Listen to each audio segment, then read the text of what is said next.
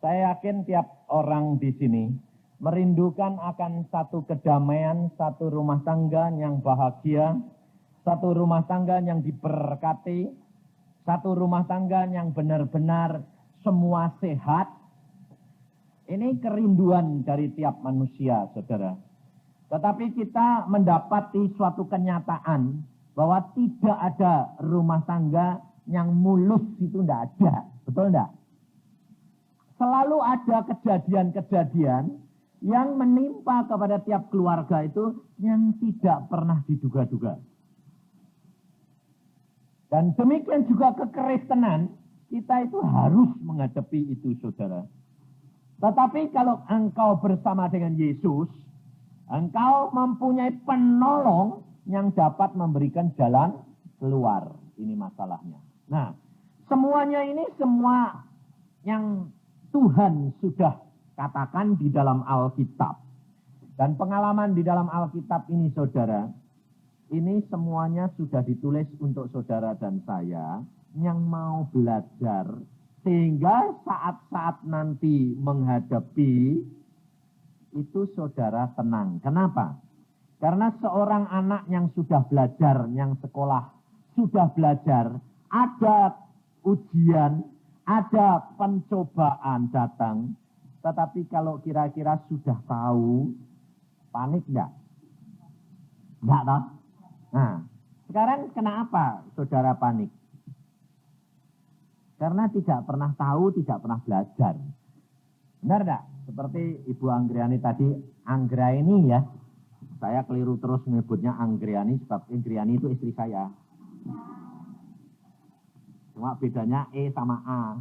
Dia Anggraini, istri saya Anggriani. Jadi dia mengatakan semuanya mulus, tapi demikian terjadi musibah, panik. Nah ini saudara. Panik mana? Tidak tahu menghadapi ujian soal, atau tahu tapi tidak bisa jawab karena lupa. Karena tahu ada di buku, tapi tidak belajar. Karena kelupaan belajar atau kelumpatan. Atau memang tidak tahu karena belum pernah baca. Panik mana? Tapi dua-dua panik, tapi ada yang lebih panik lagi. Yang kedua, tahu ada, tapi tidak sempat belajar. Itu paniknya dan kecewanya luar biasa. Nah, anak-anak kita kalau pulang dari ujian selalu kecewanya di mana? Aduh, aku tuh sudah merasa itu mau keluar loh. Tapi kok enggak tak belajar ya tadi malam, nangis, betul enggak? Tapi kalau memang dia pulang-pulang, kamu bisa. Tidak bisa, kenapa? Tidak tahu di buku kok. Kecewa, tapi tidak panik. Tapi kalau dia tahu itu ada, tapi dia tidak belajar, paniknya luar biasa. Nah, saudara tahu, Alkitab ini komplit. Tidak ada masalah yang tidak ada di dalam Alkitab. Alkitab ini luar biasanya di mana? Dia membuka semua rahasia hidup manusia. Coba ibu-ibu kalau di sini kalau tahu. Tadi kan Ibu Anggraini itu pesan. Waspada, waspada, waspada. Kenapa?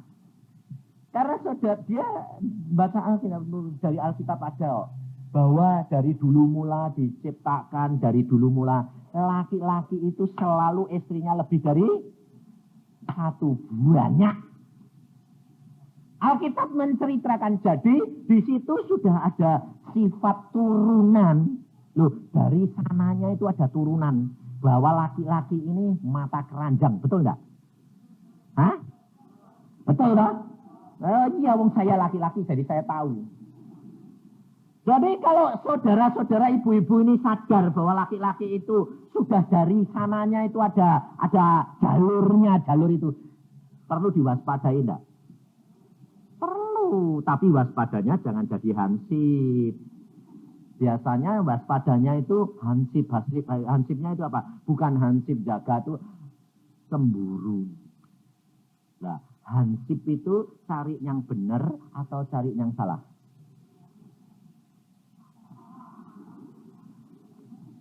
Hansip jaga mobil itu loh, tukang parkir. Itu kalau ada orang benar dicari enggak? Ada orang salah? Asal ada orang deket-deket mobil curiga enggak? Persis itu. Nanti suaminya pergi sama saya, sama mana, siapa gitu. Wah, tuh, kemana ya? Terus pasang mata-mata. Ikuti. Loh, sekarang kalau sampai terjadi apa-apa, yang menderita siapa? Padahal belum tentu kejadian, toh. Tapi Anda sudah cemburu. Lalu kalau saudara itu sudah punya prasangka, lalu pelayananmu terhadap suami ini bisa kasih? Nggak bisa, toh. Karena ada kejengkelan, ketidakpuasan. Akhirnya suami bilang, ini kok aneh sih, sekarang kok tindakannya aneh-aneh. Selalu kok jengkel, ngomong salah, ini salah. Saudara tahu, kenapa? Karena engkau tidak mengenal Alkitab. Kalau firman Tuhan sudah mengajarkan, segala sesuatu tidak dapat terjadi tanpa sepengetahuan Allahmu, betul enggak? Dan di dalam diri saudara, kalau ada Roh Kudus, tidak usah cari-cari, dikasih tahu apa yang akan terjadi. Sebab Alkitab sudah ngomong, apapun yang akan terjadi, Allah beritahukan kepadamu. Karena apa? Orang yang menyenangkan hatinya Allah tidak bisa merahasiakan. Segala sesuatu, apa yang akan terjadi diberitahu. Sodom dan Gomora mau dibasmi oleh Allah. Allah berkata, apakah perkara ini kita dapat merahasiakan terhadap Abraham? Tidak. Diberitahukan. Dan ini dialami sendiri oleh istri saya. Pada waktu saya ketarik orang, perempuan lain, istri saya dikasih tahu Tuhan. Dia tidak tahu. Bangun tidur itu dia bilang gini, aku tahu. Tahu apa? Tahu tak bilang, aku tahu. Tahu apa? Saya bilang, aku tahu. Kamu kemarin pergi tempatnya orang. Coba, kalau kamu tahu ceritain. Orangnya itu modelnya gini. Tingginya segini. Orangnya begini-begini. Kamu ngomong apa, kamu melakukan apa, kamu pegang dia, saya tahu. Wah, kaget tahu. Loh kok kamu tahu? Persis kayak layar biskop saya lihat. Dan kamu jadi bintang film ini. Wah! Lalu saya bilang, iya, betul. Ngaku. Kenapa? Karena dia tidak marah. Dia sayang saya, dan dia kasih saya, dan dia berkata, aku tahu, tapi aku tidak marah. Kenapa? Justru saya kasihan kamu.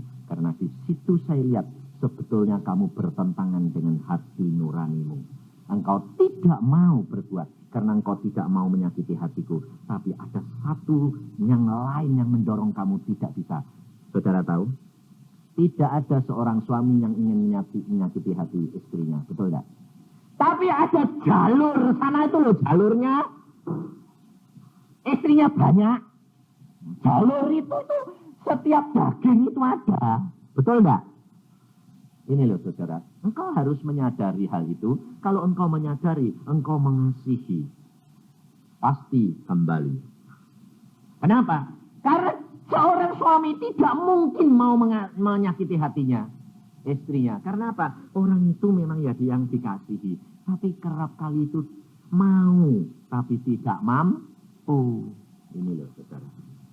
Ibu-ibu juga saya yakin mau nggak cemburu tapi tidak mampu, betul nggak?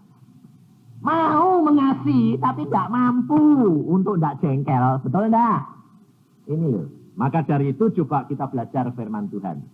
Sebab ada sesuatu kejadian yang tidak diduga-duga dan tidak pernah dipikirkan, dan itu mesti terjadi dalam tiap hidup manusia. Oke, mari kita lihat di dalam Lukas pasal yang pertama. Supaya ibu-ibu ini menyadari kedudukan ibu-ibu sebagai seorang wanita, kita harus belajar dari satu kenyataan. Bukan dari khayalan, bukan dari peristiwa-peristiwa yang terjadi di sekitar kita saja, tetapi kita harus belajar dari Alkitab supaya kita mengerti harusnya bagaimana. Di dalam Lukas pasal pertama, ayat 26 mulai, Dalam bulan yang ke-6 Allah menyuruh malaikat Gabriel. Loh, perhatiin. Allah menyuruh malaikat Gabriel pergi ke sebuah kota di Galilea bernama Nazaret kepada seorang perawan yang bertunangan dengan seorang bernama Yusuf dari keluarga Daud. Nama perawan itu Maria.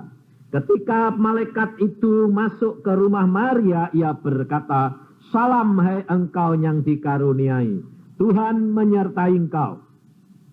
Maria terkejut mendengar perkataan itu, lalu bertanya di dalam hatinya, apakah arti salam itu? Kata malaikat itu kepadanya, "Jangan takut hai Maria, sebab engkau beroleh kasih karunia di hadapan Allah. Sesungguhnya engkau akan mengandung dan akan melahirkan seorang anak laki-laki, dan hendaklah engkau menamai dia Yesus. Ia akan menjadi besar dan akan disebut Anak Allah yang Maha Tinggi, dan Tuhan Allah akan mengaruniakan kepadanya tahta Daud bapa leluhurnya. Dan ia akan menjadi raja atas kaum keturunan Yakub sampai selama-lamanya, dan kerajaannya tidak akan berkesudahan." Kata Maria kepada malaikat itu, "Bagaimana hal itu mungkin terjadi karena aku belum bersuami?" Jawab malaikat itu kepadanya, "Roh Kudus akan turun atasmu dan kuasa Allah yang Maha Tinggi akan menaungi engkau. Sebab itu anak yang akan kau lahirkan itu akan disebut Kudus, Anak Allah. Dan sesungguhnya Elisabet, sanakmu itu, ia pun sedang mengandung seorang anak laki-laki pada hari tuanya, dan inilah bulan yang ke-6 bagi dia. Yang disebut mandul itu, sebab bagi Allah tidak ada yang mustahil." Kata Maria, "Sesungguhnya aku ini adalah hamba Tuhan, jadilah padaku menurut perkataanmu." Lalu malaikat itu meninggalkan dia. Saudara, malaikat Gabriel ini diutus oleh Allah kepada Maria untuk memberitahukan, perhatikan di sini, apa yang akan terjadi kepada orang-orang yang dapat kasih karunia daripada Allah. Apa saja yang akan terjadi diberitahukan lebih dahulu. Jadi kalau saudara-saudara itu tidak diberitahu oleh Tuhan, harus periksa diri. Jangan menyalahkan orang lain, tapi periksa diri. Mengapa aku tidak diberitahu Tuhan? Karena segala perkara yang terjadi di dalam kehidupan kita, tidak ada yang kebetulan. Ini harus engkau katakan dan terapkan dalam hati dan pikiranmu. Semua di dalam pengetahuan Tuhan. Apalagi kita sudah punya Roh Kudus. Roh Kudus yang ada di dalam diri kita ini sebagai penolong. Dia pasti memberitahukan. Nah, kalau Allah mengirim Gabriel, malaikat ini datang kepada Maria dan mengatakan, "Maria, engkau akan mengandung." Di sini dikatakan jelas sekali. Engkau akan mengandung dan melahirkan seorang anak laki-laki. Nah, Maria ini jelas-jelas sedang bertunangan, saudara. Tapi dia akan mengandung. Kira-kira tunangannya bakal curiga apa enggak? Pasti. Kira-kira kalau Maria ngomong, "Aku ngandung karena Roh Kudus," percaya enggak itu? Hah? Enggak ada dong yang percaya dong? Nah, apakah Maria cerita sama Yusuf atau enggak? Enggak pernah Maria cerita. Kenapa? Sebab dia sudah memikirkan. Aku ceritakan pun gak akan percaya. Mana ada malaikat datang nemui manusia. Apalagi malaikat itu berkata, "Roh Kudus akan masuk dan engkau akan mengandung." Bayangin. Tapi saudara perhatiin. Maria dia berkata apa? "Bagaimana mungkin aku belum mengenal laki-laki?" Malaikat berkata, "Roh Kudus yang akan masuk." Oke, silahkan jadi. Nah, kenapa Maria berani nekat seperti itu? Karena dia mengenal akan Allah, satu. Kedua, dia hidupnya penuh penyerahan kepada Allah. Ini yang saudara harus belajar dari Maria. Hidup kekristenan ini adalah penuh penyerahan kepada Tuhan. Apa saja yang tak akan terjadi dalam hidup kita, Allah sudah tahu dan Allah akan menyelesaikan. Asalkan engkau hidup benar di hadapan Allah. Allah akan membela engkau. Tidak perlu takut dan khawatir. Apalagi Allah di sini janji melalui malaikatnya. Anak yang kamu kandung akan menjadi raja selama-lamanya. Wah, kira-kira saudara ibu-ibu ini kalau dijanji gitu bilang apa? Yusuf tidak mau, tidak apa-apa. Aku ditolak sama Yusuf, tidak apa-apa. Aku bakal jadi ibu permai, ibu suri, ibunya seorang raja. Kalau ibunya seorang raja, gampang enggak milih wanita, milih laki-laki? Siapa yang enggak mau punya ibu istri ibu raja? Loh, ya enggak? Kira-kira kalau saudara yang dari Maria ini berani ambil risiko enggak? Hah? Dijanjiin, anakmu bakal jadi raja. Di sini dikata, tahta Daud akan dikaruniakan kepada dia dan kerajaannya selama-lamanya. Tidak bakal gugur. Ayo, kira-kira rela enggak? Dengan resiko loh, dipecat pacar. Saudara tahu, kita kerap kali tidak menduga sama sekali. Tidak pernah Maria itu bakal ngimpi kalau bakal jadi ibunya Yesus. Tidak pernah memikirkan kalau dia itu bakal ngandung sonder punya suami. Itu tidak pernah terjadi. Saudara tahu? Maka dari itu, saudara, kalau engkau itu cinta Yesus, kau akan melihat bagaimana Allah itu memberitahukan apa saja yang akan terjadi dalam hidup saudara dan saya. Gak usah khawatir.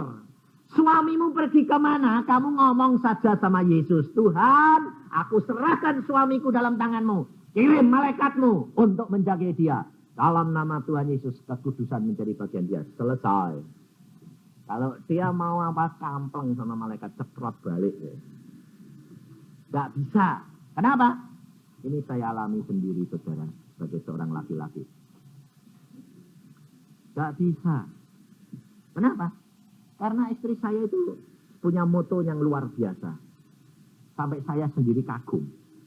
Dan kalau saya tidak punya istri seperti dia punya moto seperti ini, mungkin ya sudah memang benar-benar kawin cerai. Istri saya bilang apa? Di dalam rumah, engkau suamiku. Di luar rumah, kau hamba Tuhan. Apa yang kamu lakukan, urusanmu sama Tuhan. Kalau kamu nakal, kamu digantung Tuhan. Kalau kamu di rumah, tak layani. Engkau pokoknya kamu milikku. Nah, ayo saudara bisa begitu. Dan saya bilang, nah, kalau saya jatuh cinta, silahkan. Asal kamu di rumah, itu suamiku. Engkau di luar, itu engkau hamba Allah. Kau nakal digantung Tuhan. Nah. Dan ternyata apa? Memang betul-betul luar biasa. Sebab kalau saya pergi ke luar kota, dulu loh ini belum, tidak sekarang. Kalau sekarang sih harus hidup kekudusan benar-benar karena hamba Tuhan. Dulu kan dokter. Papa bilang kalau dokter itu setia. Omong kosong. Kalau dokter itu konferensi itu enggak nakal sama saja. Apalagi kalau konferensi di mana? Di Piloto, tempat yang dingin-dingin. Sama saja. Jadi kalau saudara bilang tidak itu percuma. Saya sendiri ngalami. Kalau teman-teman ngajak itu apa terjadi?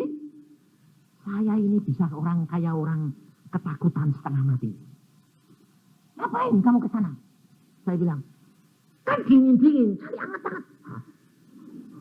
Apa hangat-hangat? Ya biasa atau mosok kayak orang laki enggak tahu enggak tahu jajan. Oke, saya lihat sana. Saudara tahu, ada sepasang mata yang mengawasi saya. Saya sampai, ini siapa sih yang kayak orang diintip orang gitu loh. Nah, mau berbuat apa wong ada yang ngintip? Saya bilang, ini siapa sih? Kenapa sih kok kamu gelisah? Akhirnya ngawasi aku. Loh, apa istrimu tuh pencemburu toh? Enggak. Wong istri saya bilang, kalau di luar kamu tuh urusan Tuhan, tapi kalau di dalam kamu suami saya. Lu punya istri baik gitu kan, mestinya bisa bebas. Ya, tapi saya kok malah gak bisa bebas. Kenapa? Ada sepasang mata ngintip terus. Saya rasanya kok risih nih, dilihatin orang terus. Tapi saya bilang, ya siapa sih? Lalu saya berdoa, Tuhan, ini siapa sih yang ngintip mataku memandang Engkau? Coba bayangin, mau berbuat apa? Mau berbuat apa? Paling-paling ya keluntang-keluntung pulang lagi. Kami kok kayak beranci. Ya biarlah. Daripada dosa sama Tuhan, jantur cilaka 12, saya bilang. Dan teman-teman dokter dia berkata, kenapa kamu tidak bisa berbuat dosa? Tidak tahu saya. Ada sepasang mata yang selalu lihat. Dan saya tidak dapat melakukan di luar kehendak Allah. Tidak tahu. Maka dari itu segala perkara akan diberitahukan. Dan ini benar-benar terjadi setiap saat. Pada waktu saya pulang dari Jakarta naik mobil, saya sudah beritahu istri saya bahwa saya hari Rabu nanti pulang pagi jemput kamu, terus langsung saya bawa kamu ke Cirebon, pelayanan di Cirebon. Tapi malam jam 9 itu saya kepengen pulang, Selasa malam. Saya berdoa, Tuhan aku kepengen pulang malam ini meskipun saya sudah berjanji sama istri saya besok. Tuhan berkata, pulang. Kalau kamu mau pulang, pulang. Saya pulang. Dan hampir terjadi kecelakaan malam itu jam 10 kurang seperempat. Dan istri saya dengar suara sendiri, hatinya tidak enak. Dia berdoa, Tuhan kenapa hatiku tidak enak ingat suamiku. Padahal dia sudah janji besok dia pulang. Langsung dia berdoa, Roh Kudus beritahukan. Bisikkan dalam hati dia.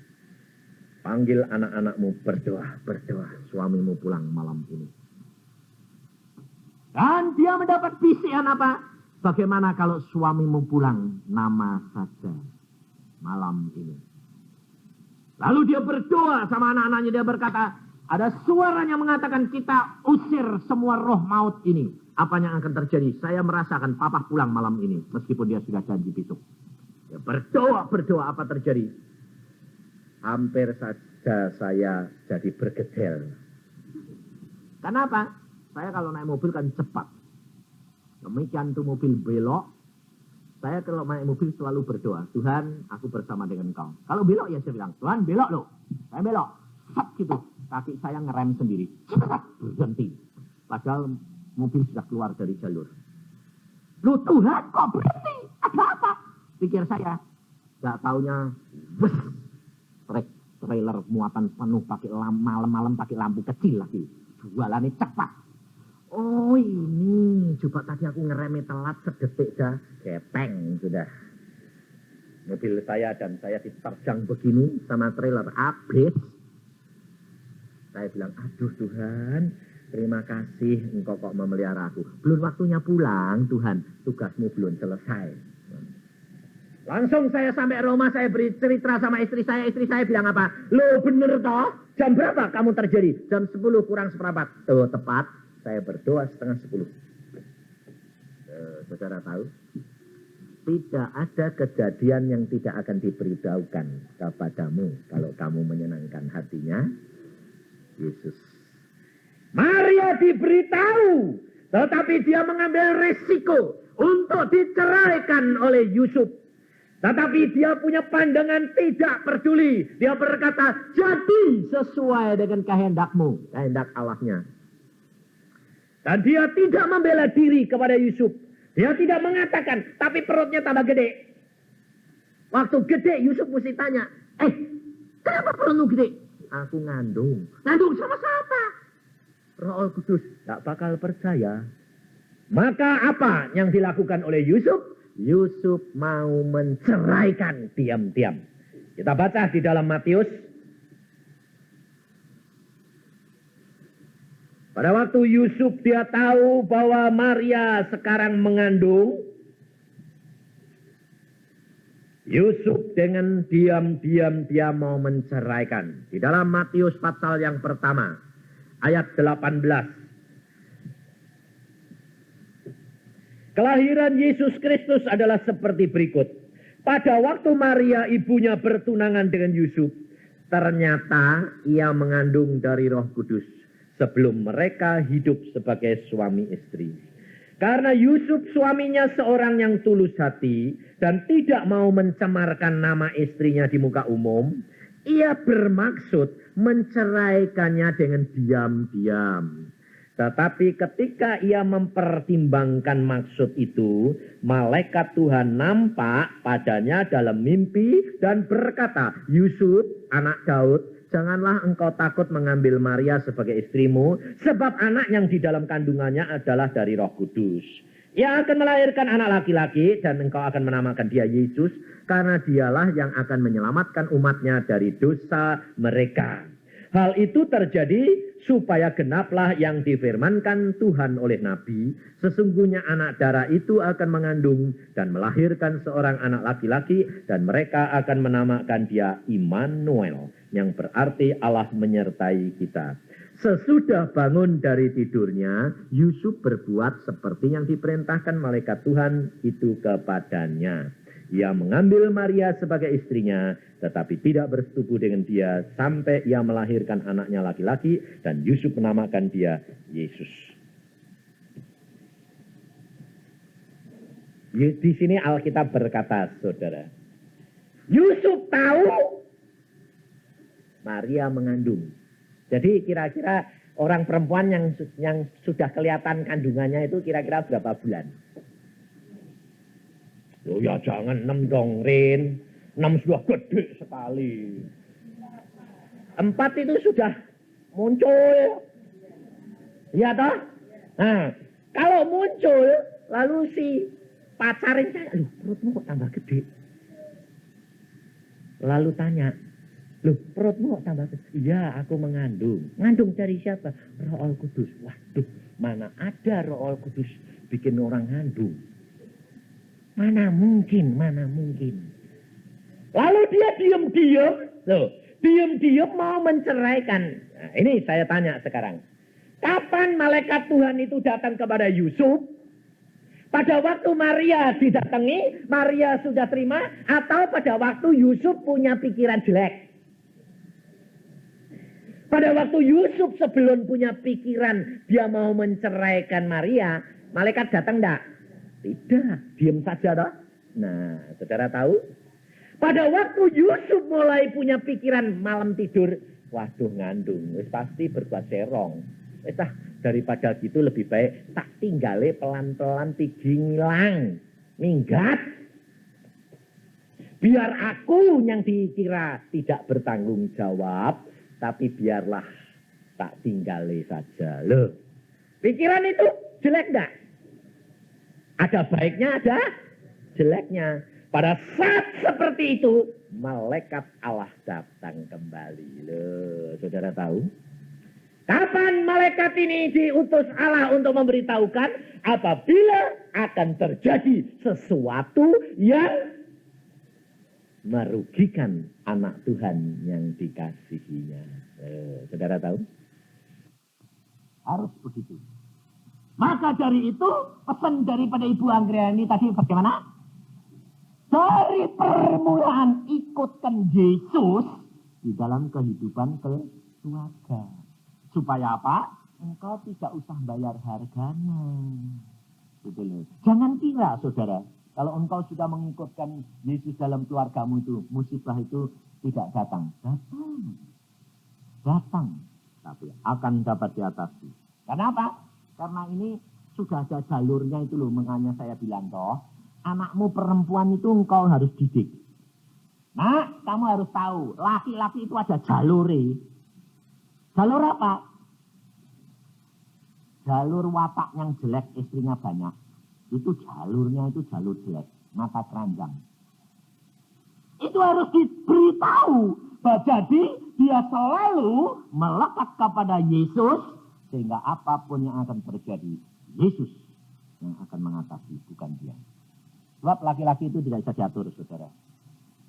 Baik, bilang di depan saudara baik, di luar kota tidak baik. Saudara tahu bagaimana kalau dia bilang, aku bisnis ke Jakarta, aku bisnis ke Sumatera, aku bisnis ke Kalimantan. Saudara bisa jagai? Tidak mungkin. Kenapa? Zaman sekarang itu luar biasa. Jahatnya luar biasa. Jahatnya luar biasa. Sampai hamba Tuhan pun diserang. Ini pengalaman seorang hamba Tuhan di Jakarta. Ada orang lain, tak tahu itu majelisnya atau dia hamba Tuhan yang lain itu sentimen sakit hati. Apa terjadi? Seorang perempuan diupah.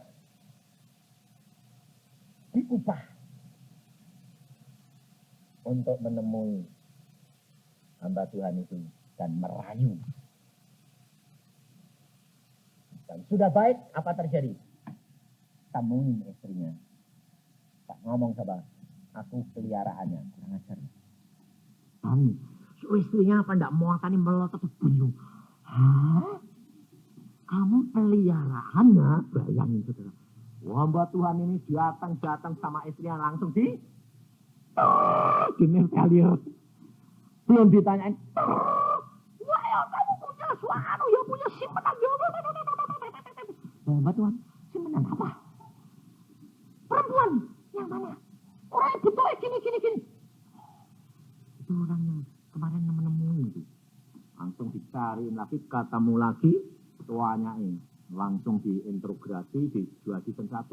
Wah, akhirnya perempuan itu berkata, dibayar orang untuk menjatuhkan hamba Tuhan. Saudara itu. Nah, sekarang saya tanya, kira-kira kalau orang perempuan itu yang cerita, sebelum saudara ketemu hamba Tuhan itu, sudah cerita-cerita, bohong, aku ini yang percaya enggak? Lebih percaya mana sama hamba Tuhan atau daripada perempuan itu? Saudara, untungnya itu istri saya itu orangnya apa? Dia berkata, di luar urusannya Tuhan, di dalam itu urusan saya. Jadi kalau dia dengar, aku ketemu Pak Yusak sama ini. Dia bilang, oh ya, dia sudah cerita kok Bu. Mati kutunya. Mau cerita apa? Oh ya, sudah cerita. Yusak itu orangnya belak-belakan. Oh iya toh, belak-belakan. Iya. Lawang jatuh cinta ngomong kok. Dia bilang, saya orangnya gitu. Aku ini kok kepengen pacaran lagi ya. Duh, kenapa? Gak tahu. Bagaimana ini ya?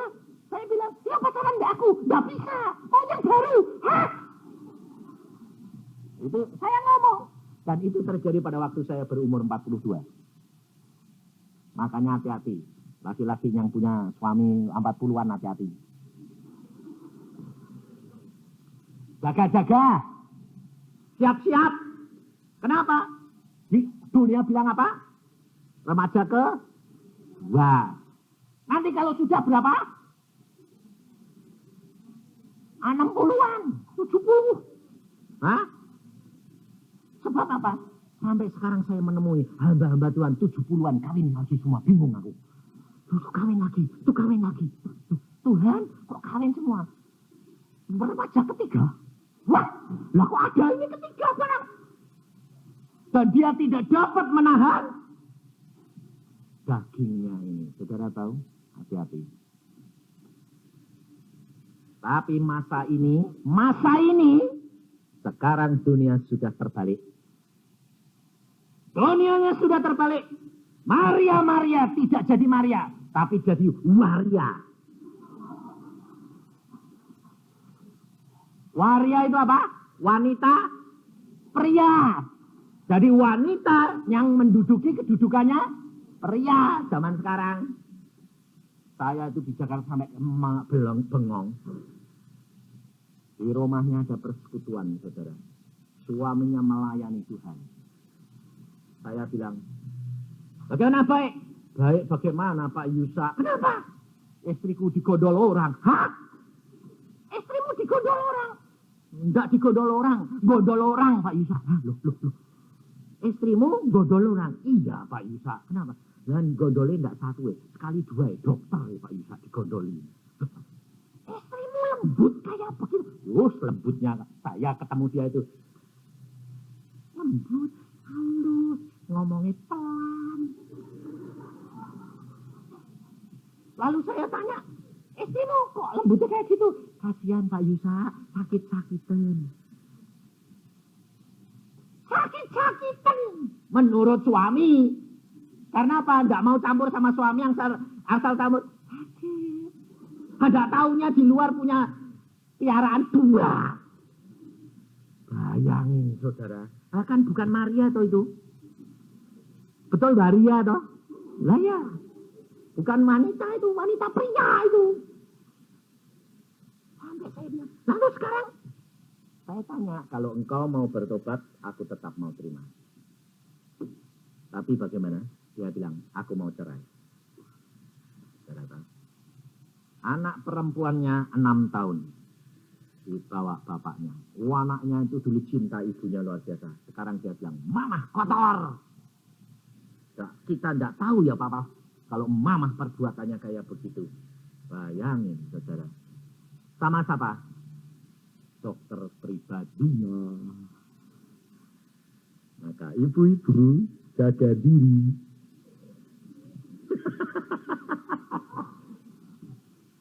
Jaga diri. Kemarin kita juga dengar kesaksian dari seorang ibu dokter. Suaminya dokter. Jatuh cinta lagi. Jadi jangan mengatakan kalau orang pendidikannya tinggi itu jaminan. Zaman sekarang tidak ada jaminan di luar Yesus. Di dalam Yesus ada jaminan dan sip. Karena apa? Tidak ada sesuatu pun boleh terjadi menyakiti hati orang yang mengasihi Yesus. Karena tahu? Maka dari itu Maria dia tidak khawatir. Dia tidak takut. Yusuf mau menceraikan pelan-pelan. Malaikat tepat datang pada waktunya. Yusuf terima Maria. Itu anak dari Tuhan. Kalau Yusuf sendiri yang diomongi sama Tuhan. Siapa tidak takut? Mau bantah? Ketok sama Tuhan. Ya, kaku gue nanti. Nah, saudara tahu? Tidak usah takut. Kalau yang menjadi masalah sekarang bagaimana kita bisa menjadi orang yang mengasihi Yesus. Untuk itu saudara harus belajar Alkitab.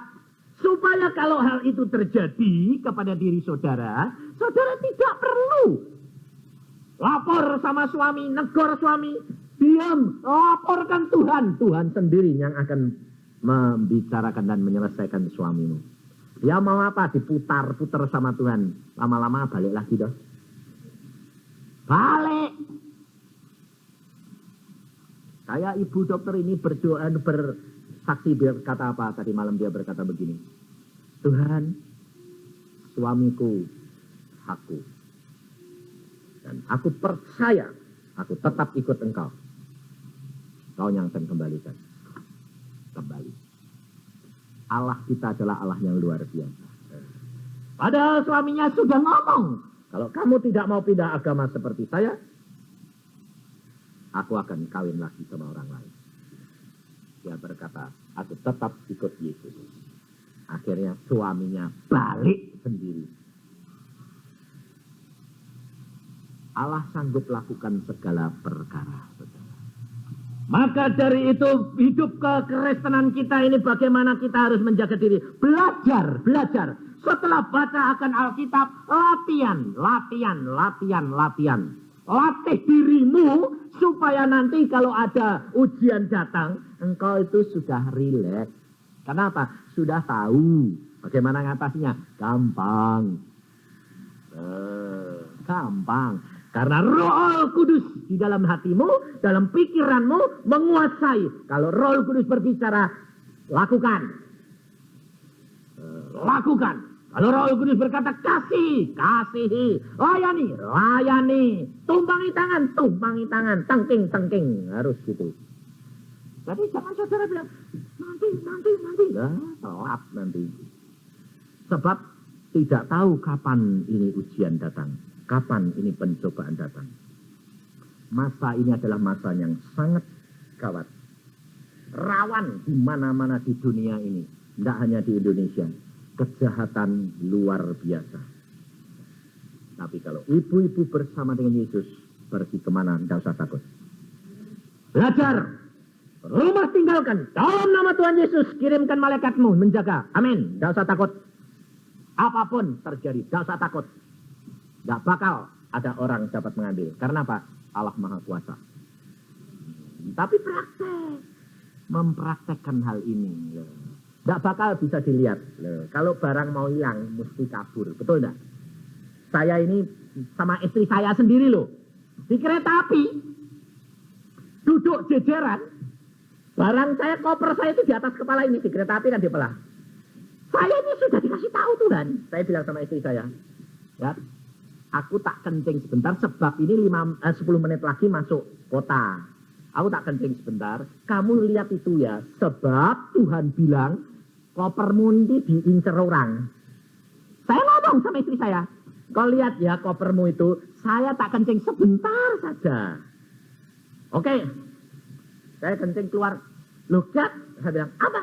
Kopermu mana? Hilang. Saya bilang, loh, tadi misi kok. Loh, saya bilang, kamu kan sudah tak pesen.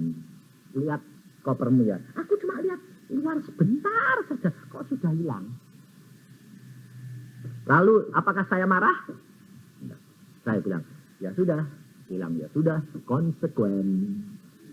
Iya, ya nanti kita mesti hidupnya irit-irit karena kabur semua sama pakaian baru sama wong habis Natalan. Pulang, dapat habis kawin, dapat hadiah macam-macam buat Natalan, pergi ke Jogja, belum punya anak. Akan sana sini ngasih. Uangnya ya di situ. Kabur semuanya. Ya sudah.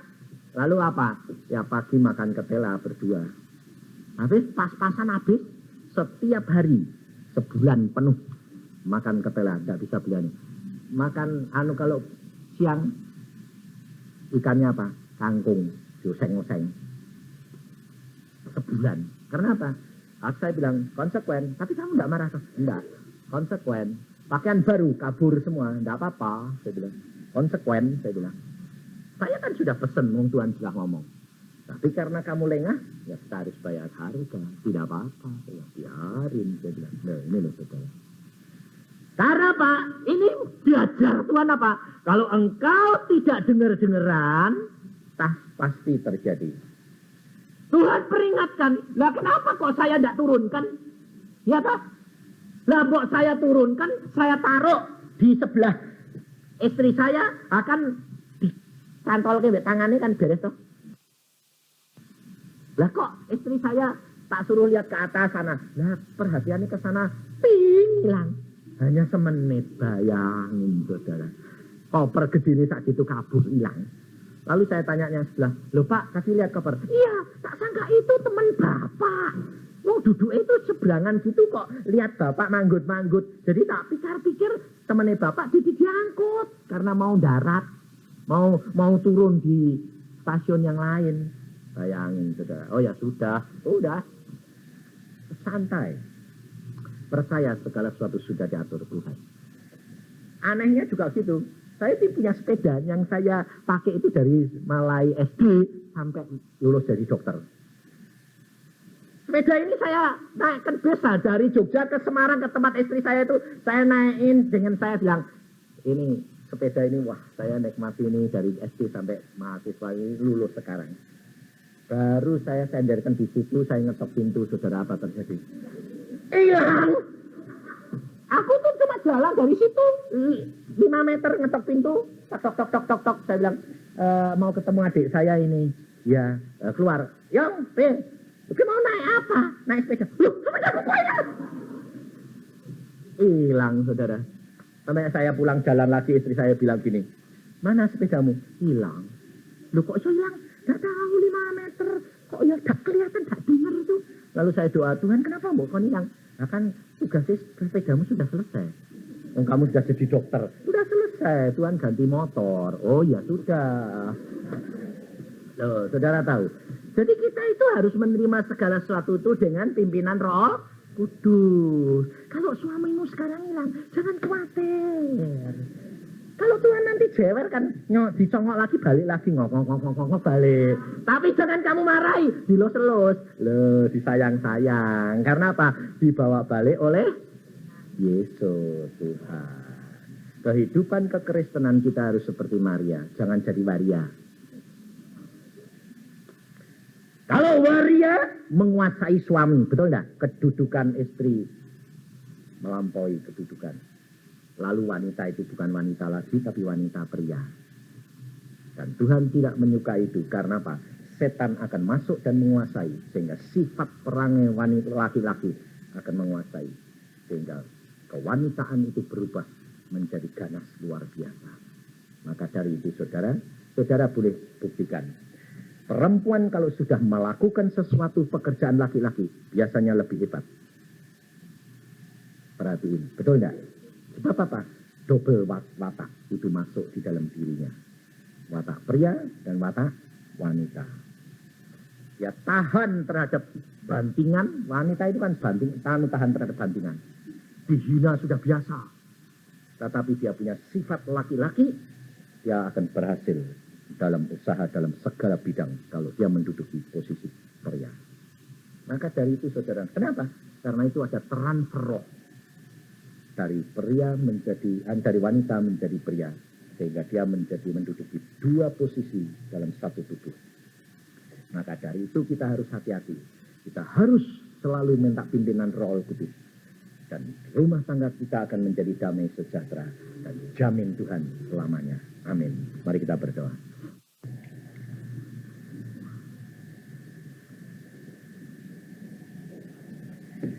Tuhan, firman-Mu sudah hamba sampaikan. Dan hamba-Mu percaya anak-anak-Mu di tempat ini Tuhan. Ibu-ibu Engkau persiapkan, Engkau ingatkan, Engkau pimpin mereka untuk belajar akan firman-Mu. Sehingga apabila pencobaan datang, mereka tidak goncang lagi karena sudah belajar. Dan tahu mengatasi persoalan-persoalan mereka. Karena Engkaulah pemimpin kami, Engkaulah penuntun kami, Engkaulah penolong kami yang menuntun kami ke dalam seluruh kebenaran. Terima kasih karena kami mempunyai Allah seperti Engkau yang sangat mengasihi anak-anak-Mu di tempat ini. Tuhan bimbing mereka, jadikan mereka penyelamat-penyelamat keluarganya. Karena firman-Mu sudah berkata, satu orang bertobat, seluruh keluarga bertobat. Apalagi ibu-ibu sebagai seorang penolong. Penolongnya bertobat, yang ditolong pasti selamat dan bertobat. Maka dari itu hamba-Mu mengucap syukur akan kasih-Mu ini, di mana kami boleh saling mengerti dan saling membina, supaya nama Tuhan dimuliakan dan tiap-tiap ibu ini menjadi saksi Yesus Kristus. Karena keluarganya boleh diselamatkan. Dalam nama Tuhan Yesus kami mengucap syukur. Haleluya. Amin.